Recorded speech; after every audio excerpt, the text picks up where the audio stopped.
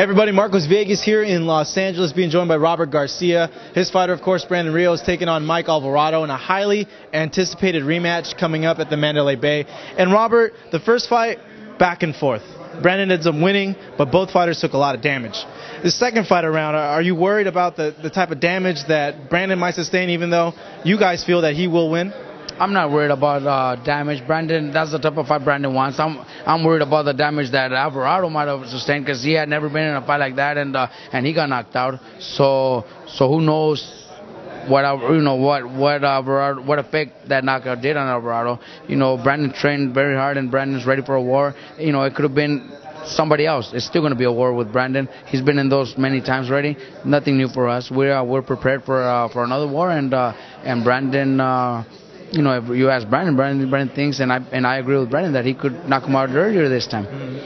Why is it that you guys feel that he'll be able to knock him out earlier? Do you guys feel that even though it is going to be a war, it's going to be an easier war this second time around? Well, because, just the confidence that we already knocked him out once, why couldn't we? Why won't we be able to do it again? Plus the training that Brandon did, he added stronger sparring partners.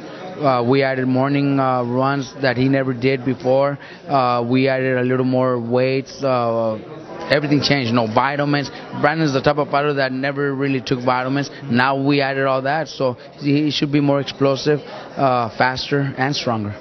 Overhearing you said that Brandon's finally doing strength training, and it's been a focus of this camp, but it was hard to get him to do that before. Why was it so hard to get him to do that before, and why change now, the focus on that in particular? What changed? Well, his mentality has always been, all we got to do is boxing, boxing workout, and we always did very hard workouts. He trains very hard when he's in the gym, but now that they told Cameron comes and tells him, you got to fight Alvarado again, that wasn't our choice. Brandon says, why do I have to fight him again? I already knocked him out. Well, that's what HBO, that's what Barbarian wants. Okay, they want me to do it again. This time I'm gonna knock him out earlier. So that's why his mentality changed. Said, what? I got to do something there. I got to add these things to my training and add things that I had never done before because I want to be better. And he wants to knock him out sooner this time.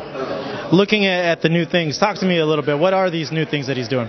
Well, a lot more in the morning with him doing sprints, and I'm not a strength and conditioning coach, but we use a lot of the ladder footwork that they do to get them, their heart pumping and all that, he's been doing it very well for the past 2.5 months.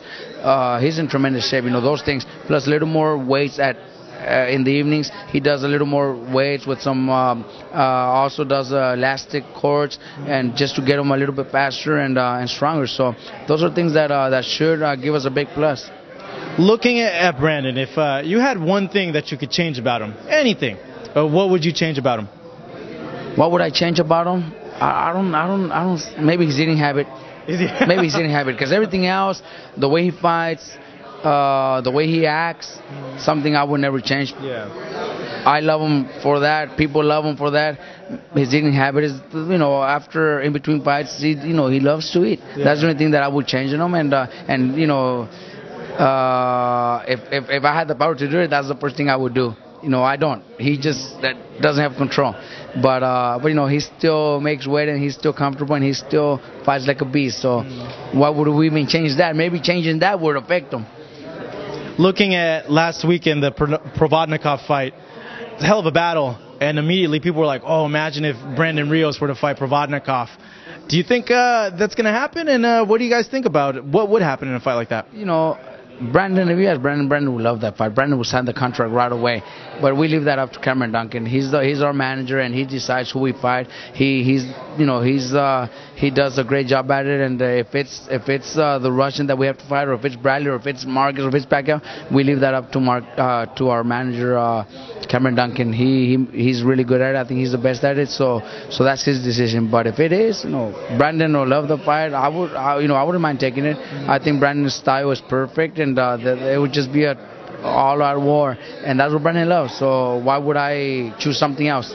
It would be amazing if it did happen, because Brandon would go from Alvarado 2, which is looking to be another Fight of the Year candidate, to that one, which would be for sure a Fight of the Year candidate. Either or, next weekend, your fighter looks very ready. Any parting words, Robert? we have to focus on Alvarado right now. The fight is not easy. We got to go with a mentality that we're going to beat Alvarado, the positive mentality. Brandon's ready to beat him. Brandon's ready to knock him out. So we have to come in with that mentality. After that, I can't think of what's next because we first got to go through Alvarado, and that's Cameron Duncan's job. So we leave it all up to him. Robert, as always, we thank you very much. Here with Robert Garcia at the Fortune Gym, awaiting Alvarado versus Rio 2 at the Mandalay Bay in Las Vegas, Nevada.